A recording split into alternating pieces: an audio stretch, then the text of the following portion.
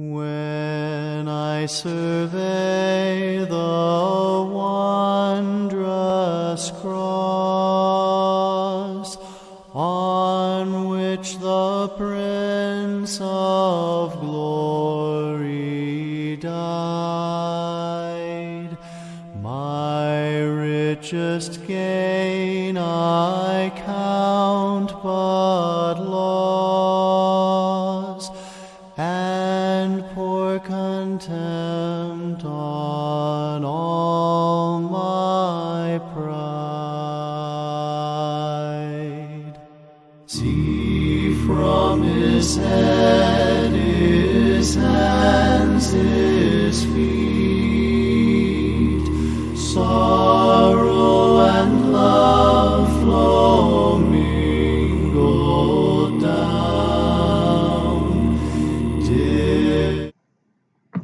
Hi, welcome to Verse of the Day.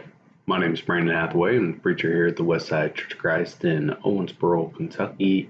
And I want to thank you for joining me today as we open up the Bible and study the Word of God. We are continuing our study through the book of Corinthians, and we have made it to chapter 7, 1 Corinthians chapter 7. Encourage that you read the whole chapter, but today we're going to look at the first 4 verses. 1 Corinthians chapter 7, verses 1 through 4. It says, "Now concerning the things about which you wrote, it is good for a man not to touch a woman. But because of immoralities, each man is to have his own wife, and each woman is to have her own husband. The husband must fulfill his duty to his wife, and likewise, excuse me, my apologies. Verse 3, the husband must fulfill his duties to his wife, and likewise also the wife to her husband. The wife does not have authority over her own body, but the husband does. And likewise also her husband does not have authority over his own body, but the wife does." So as we look at this verse, I think it's a verse we might often forget, or not necessarily forget, but push to the side as we think about marriage. And that there's a lot that goes into a marriage, and the man and woman coming together and being one and living day to day, helping raise the kids, helping with the money, helping with the house, and helping with everything in life. But we have to remember that I would have to say one of the first things that reasons that we see in the Word of God of why God instituted marriage is when he looked at Adam, he said there is no helpmate comparable to him.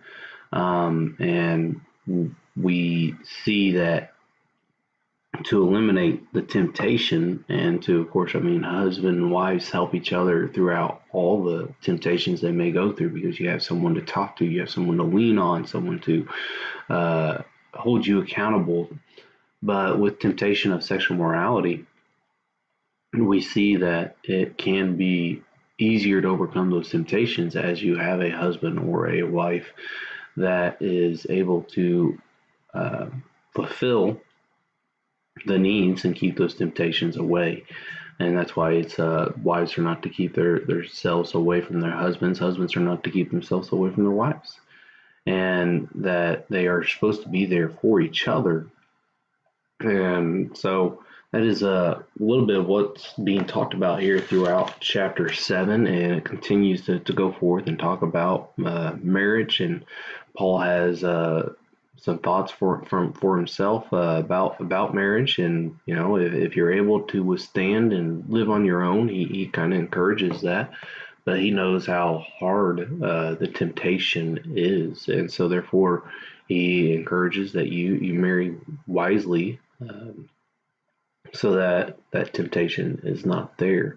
But again, as brought out, that shouldn't be the only thing that we focus on of why we're marrying somebody, and that marriage is more than that. But we also can't neglect that part of the marriage. So I want to thank you for joining me today. I truly appreciate everybody who is following along. And I hope that everybody has a blessed day today. And if the Lord is willing, I will talk to you later.